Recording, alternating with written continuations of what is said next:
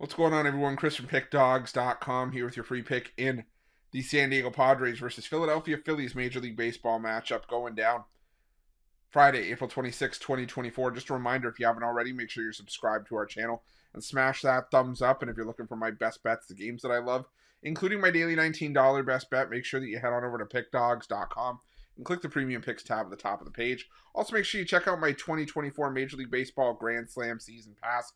This is for the bettors that are betting $1,000 or more per game on Major League Baseball this season. But what it's going to get you access to is the weighting and rating of my plays for the first time. You're going to know where my biggest bets on the board are. It's also going to get you access to my nerfies and yurfies and my first 5 plays, as well as plays that I make throughout the day based on things like line moves, money moves, pitching changes, and lineup changes. Right now, $1,000 unit bettors are up over 44 units in the past 10 days. So if that sounds like something you're interested in, that's the kind of bankroll you're working with, where you're betting $1,000 or more per game on Major League Baseball.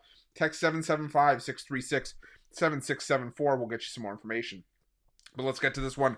Between the San Diego Padres and the Philadelphia Phillies, the San Diego Padres sending out Joe Musgrove to the mound in this one, while the Phillies will counter with Aaron Nola.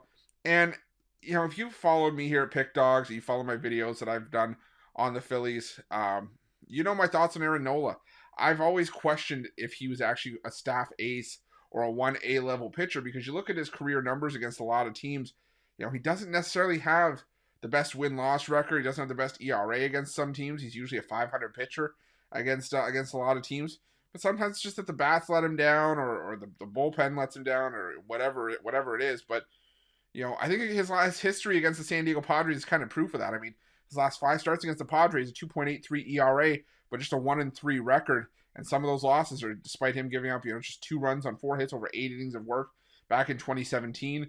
You know, 2 years ago in 2022 in June, 1 run allowed on 7 hits with 10 strikeouts over 7 innings of work. Still took the loss there. So, you know, he's had some questionable numbers, but Nola's actually been decent this season. I mean, he had a rough debut against the Atlanta Braves, a Braves team that's still potent against right-handed pitching.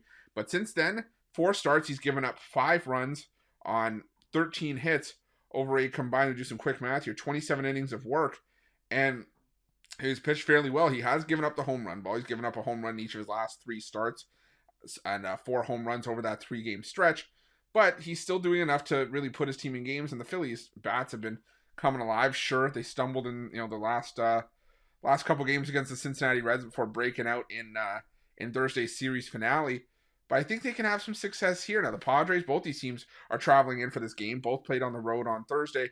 But the difference for me here is that the San Diego Padres played in Colorado. And something I've learned by just you know, listening and talking to Ron Romanelli, one of our own, is that, you know, teams coming off of a Coors Field series and having to play on the road in the next day, usually there's a bit of an offensive drop-off as you're waiting for the bats to kind of come back after playing in the altitude.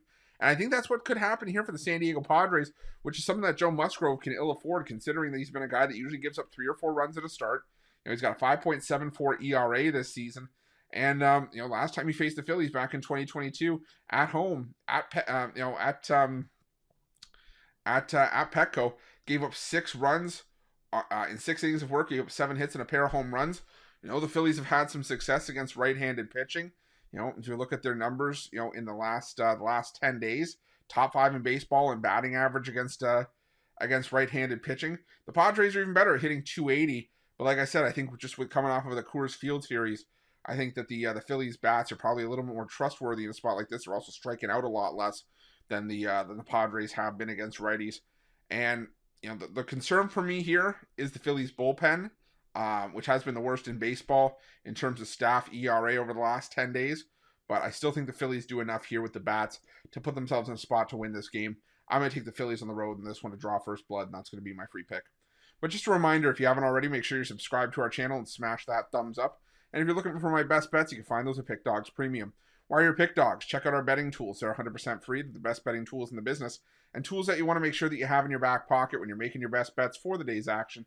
And while you're at our YouTube channel, make sure you have notifications turned on so you can be the first to be in the know when the newest content drops here at Pick Dawgz. Thanks for watching. See you guys soon.